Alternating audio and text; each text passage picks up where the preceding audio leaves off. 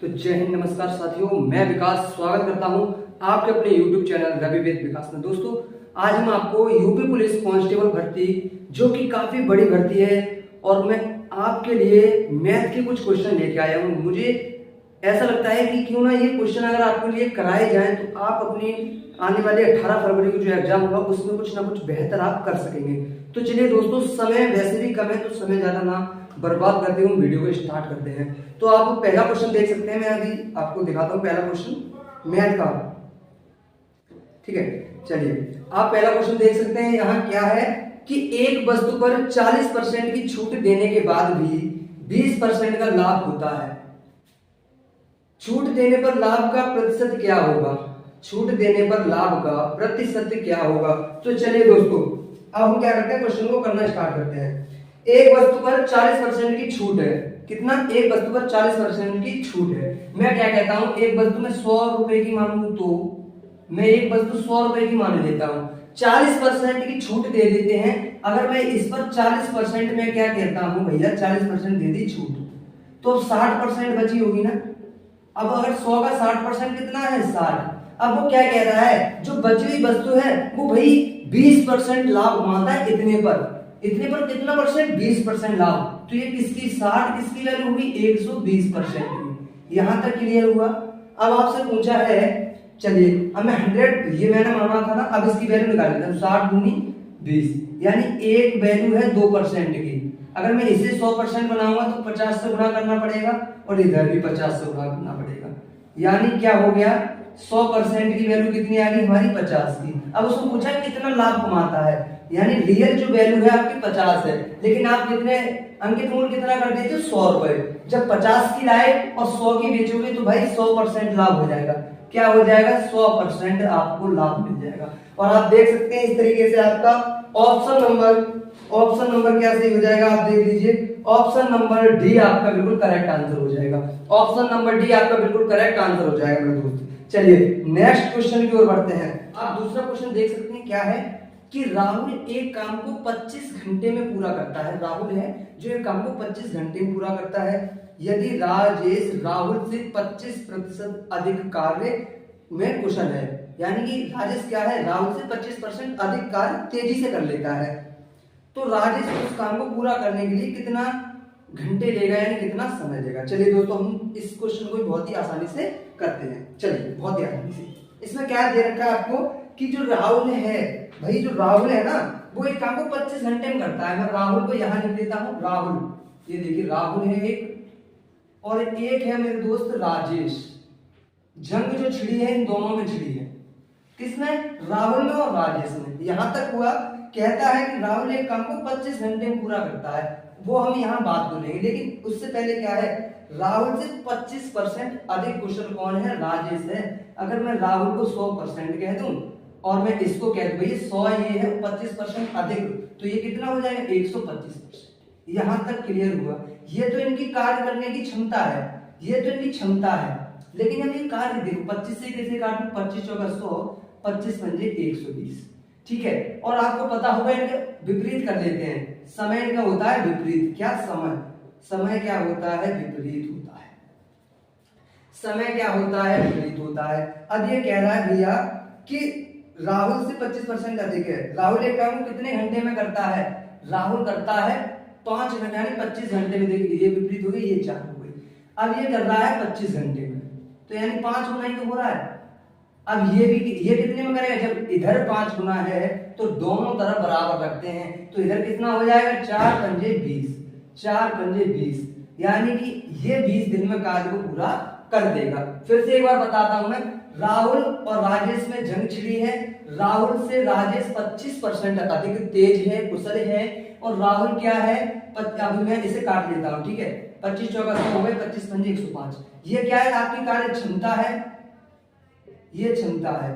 और आपको पता होगा कार्य का उल्टा क्या होता है? समय। कार्य का उल्टा हमेशा विपरीत चलेगा, समय। ये हमारी क्षमता की है, ये क्षमता का रेशियो है। अब अगर समय का रेशियो निकालेंगे तो ये विपरीत हो जाएगा। 5 इधर आ जाएगा, 4 इधर आ जाएगा। और क्वेश्चन में दे रखा है राहुल करता है 25 घंटे में, तो देखो राहुल 25 घंटे में कर रहा है, तो यहां से वैल्यू निकल आएगी 5 पंजे 25, यानी 5 गुना करते हैं, तो 4 का 5 गुना करेंगे 20, अब 20 आपका आंसर बिल्कुल सही हो जाएगा दोस्तों। ठीक है, चलिए अब नेक्स्ट क्वेश्चन की ओर बढ़ते हैं। तीसरा क्वेश्चन, यदि किसी संख्या के, क्वेश्चन क्या है आप पढ़ लीजिए, यदि किसी संख्या के 62% और 80% के बीच का अंतर 198 है, कोई संख्या हो उसके 62% और 80% के बीच का अंतर 198 है, उस संख्या के 92% और 56% के बीच का अंतर क्या होगा। चलिए हम इसे भी हम मान लेते हैं कोई संख्या अपने आप में 100% होती है। कोई भी संख्या अपने आप में, हमेशा याद रखना, कोई भी संख्या वो हमेशा अपने आप में 100% होगी। अब इसमें दे रखा है कि 62% और 80%, इसमें दे रखा है 62% और 80%, क्या अंतर कितना है मेरे दोस्त, 198 है। यहां तक क्लियर हुआ। इन दोनों के बीच में रियल में अंतर कितना है, 62 और 80 में 18% का अंतर है। तो मैं ये कह सकता हूं कि 18 की वैल्यू 198 है, मैं ये कह सकता हूं कि 18 की वैल्यू 198 है। तो यहां से मुझे 100% की वैल्यू निकल आएगी नहीं निकल आएगी, ये बताइए। बिल्कुल निकल आएगी सर, क्योंकि 18 से हम इसे काट देंगे, 18 से इसे काट देंगे, 18 एकम 18, 18 एकम 18, 11 बार कट जाएगा। 1% की वैल्यू 11 है, तो मेरे भाई मेरे दोस्त 100% की वैल्यू आपकी 100 गुना कर देंगे, 100 गुना कर देंगे यहाँ भी, तो कितनी हो जाएगी, 1100 हो जाएगी। अब मुझे 100% की भाई वैल्यू पता पड़ गई, यानी 100% की वैल्यू 1100 है।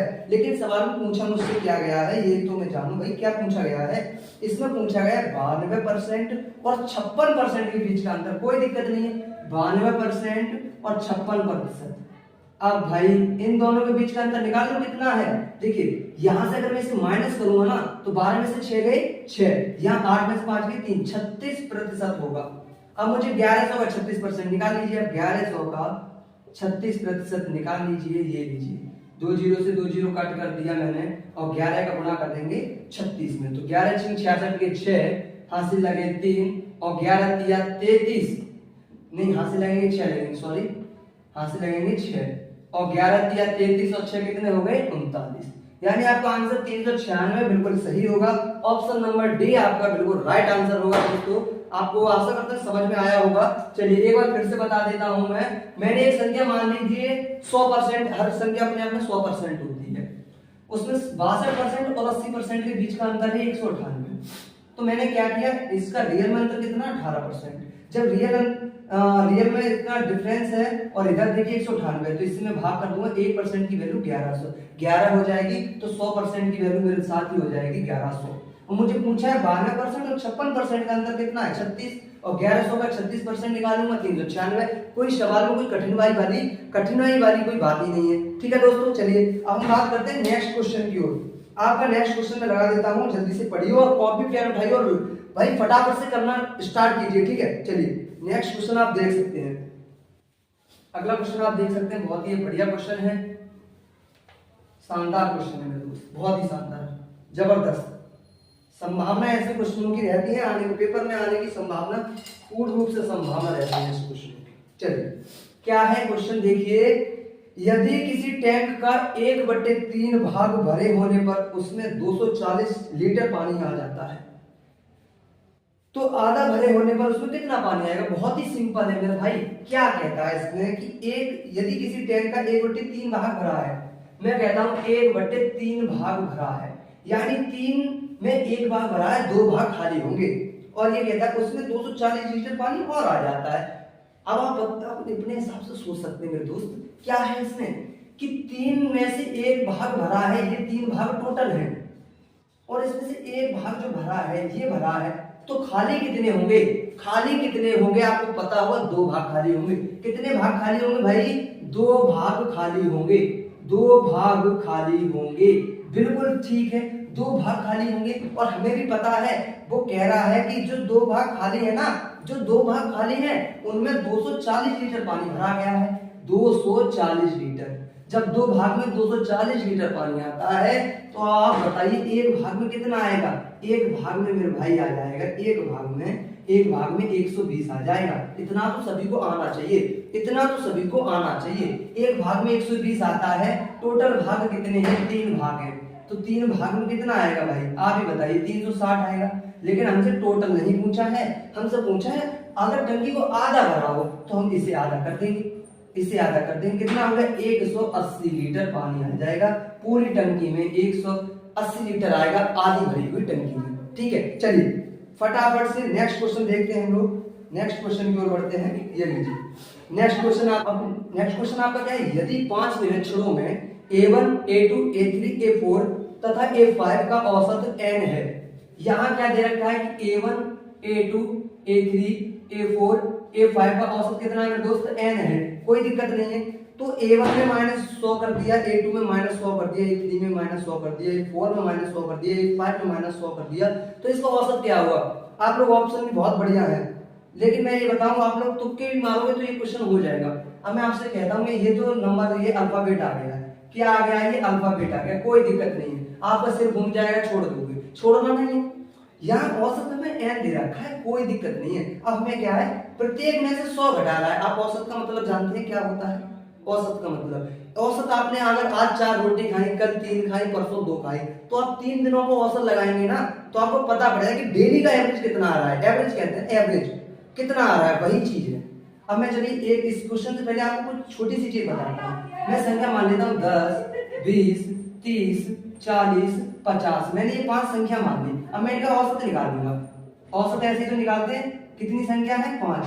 औसत का फॉर्मूला क्या होता है, योग बटे संख्या। मैं जोड़ लूं भाई 10, 20, 30, 60, 40, 100 और 150। 150 में अगर 5 का भाग दे दूं कितना हो गया, 30। भैया औसत कितना आ गया आपको पता है, औसत आ गया हमारा 30। क्लियर, क्लियर हो गया। चलिए अब मैं कहूं, मैं प्रत्येक में से भैया 10-10 घटा देता हूं। मैं टोटल में से 10, प्रत्येक संख्या में से 10 घटाऊंगा। मैं प्रत्येक संख्या में तो मैं तो अपनी तरफ से 10 घटाऊंगा।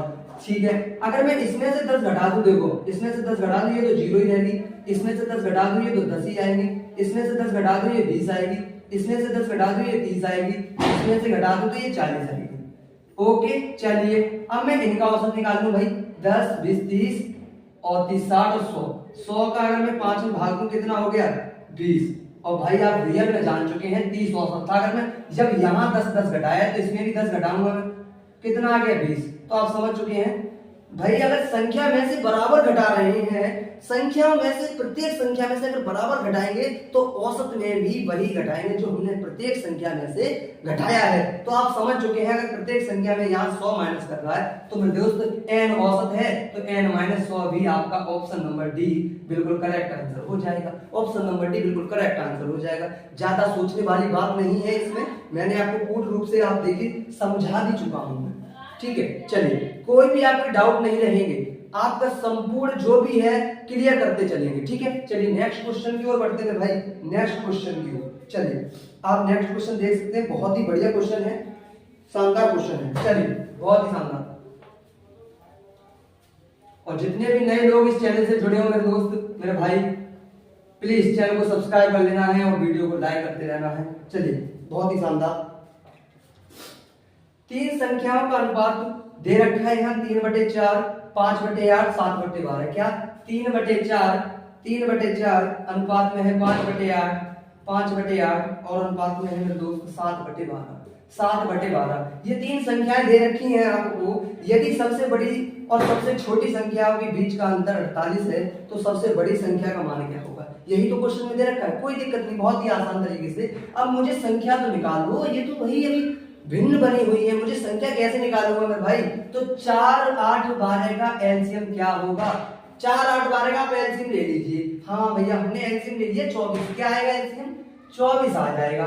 24 का गुणा यहाँ कीजिए, 24 का गुणा मैं यहाँ कर दूंगा और 24 का गुणा कर दूंगा यहाँ। कोई दिक्कत, कोई प्रॉब्लम, कोई नहीं, प्रॉब्लम आनी नहीं चाहिए दोस्त। 4 का भाग इसमें दूंगा 6 बार, 6 दिया 18, एक संख्या क्या मिलेगी मुझको, 18 मिलेगी, बिल्कुल सही है।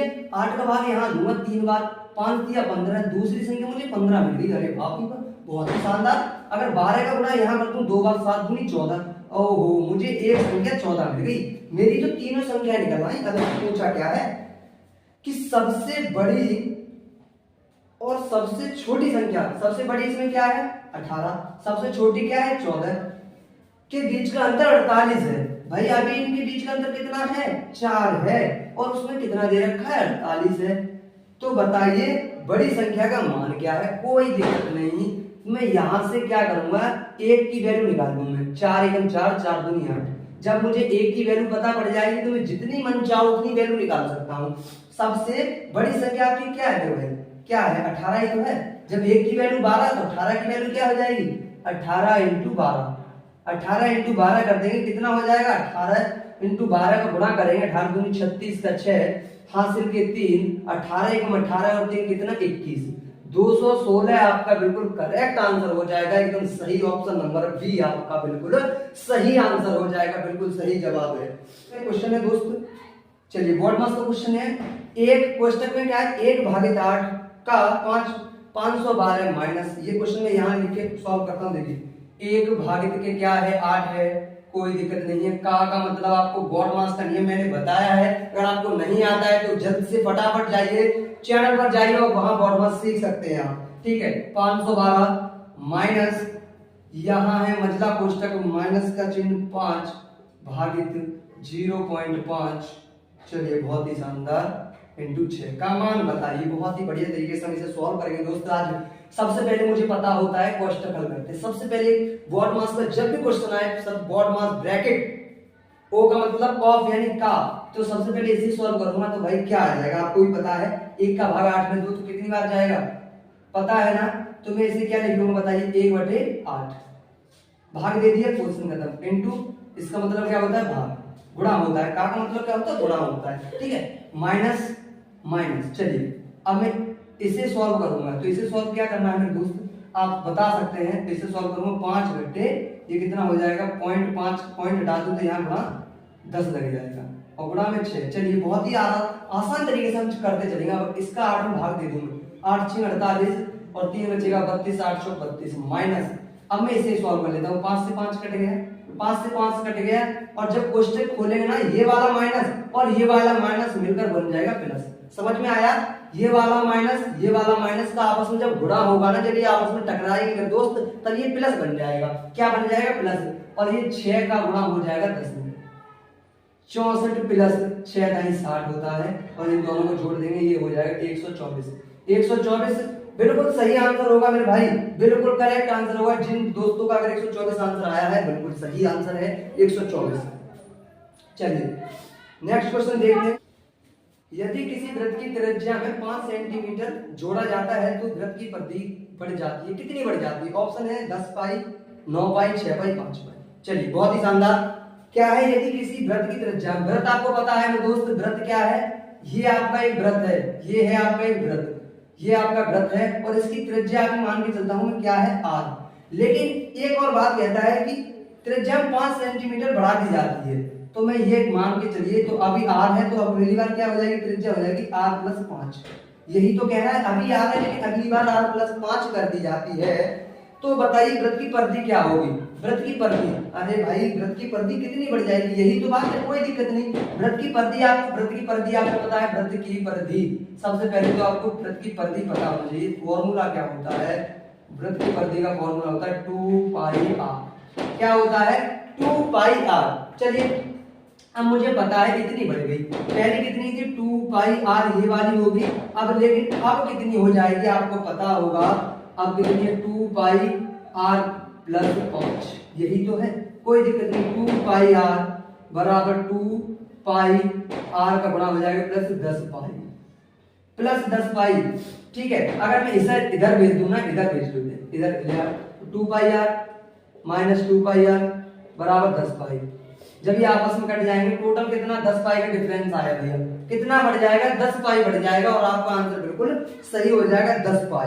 ठीक है, कितना अंतर कितने का है आप देख सकते हैं। अंतर कितने का आ रहा है भाई? 10π का अंतर आ रहा है। सिंपल हो गया क्वेश्चन। ठीक है, आपका आंसर क्या हो जाएगा? 10π। ऑप्शन नंबर ए बिल्कुल सही होगा।